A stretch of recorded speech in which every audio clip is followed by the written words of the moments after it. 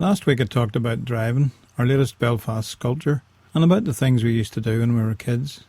I mentioned how flax used to be grown a lot, and how it was retted in a flax hole.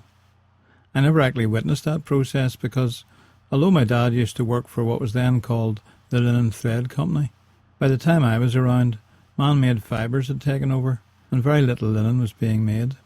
I do remember when the neighbour's field behind our house was used to grow corn. Now, corn means different things in different parts of the world.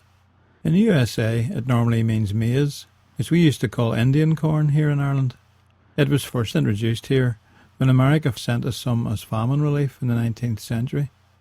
In England, corn means wheat, but in Ireland, corn always referred to oats, the cereal that looks most like grass, in my opinion.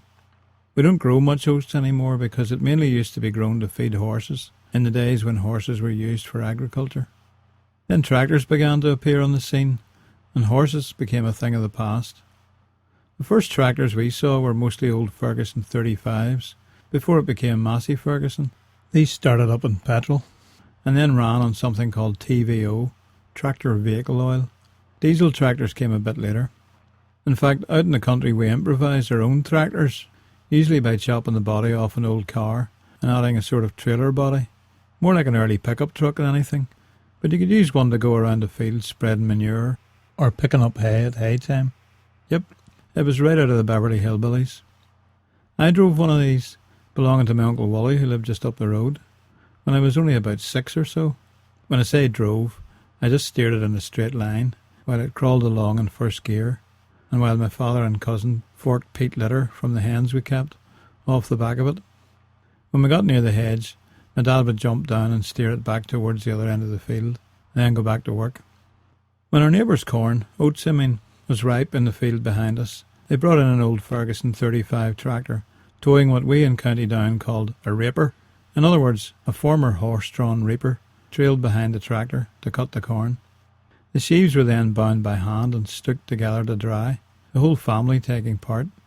After a few days drying, the big event took place. The thresher arrived.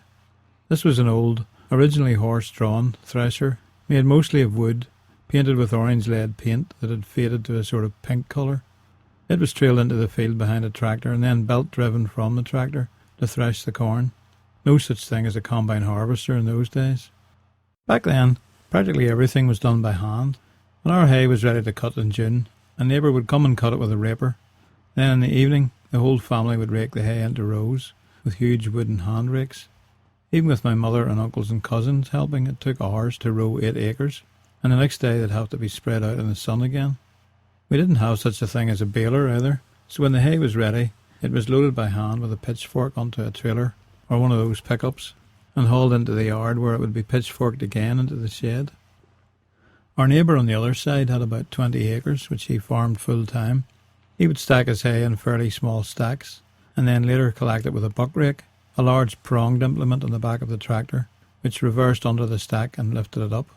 What usually happened, though, was that the front of the small tractor would lift up instead, so my neighbour's sons and daughter would have to sit on the front of the tractor, just like Ellie Mae Clampett, to balance the load, and they would proceed across the field seesawing up and down. Great entertainment for my brother and I. We had one very steep field with maybe a 40-degree slope. It's known as the Dam Bank because it's opposite the river, which used to have a dam back then, so it could feed water to power a couple of watermills. My father decided to re-sow this field one year, and a neighbour ploughed it for us one way, in other words, down the slope. There was some room to line up at the top, though it must have seemed like jumping off a cliff, but very little room to turn at the bottom.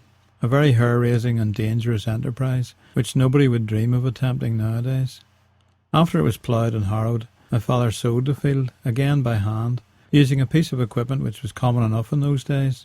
It was called a fiddle, because you held it in your left hand like a fiddle, with a small amount of seed in a bag attached over your shoulder, and you played back and forwards with a bow in your right hand, whose string went around a cogged wheel.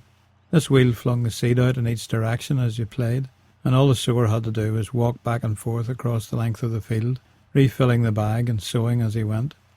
I helped my dad by marking the soil already sown and bringing fresh seed, but by the time we had that field sown, both my dad and I were pretty well sunburned,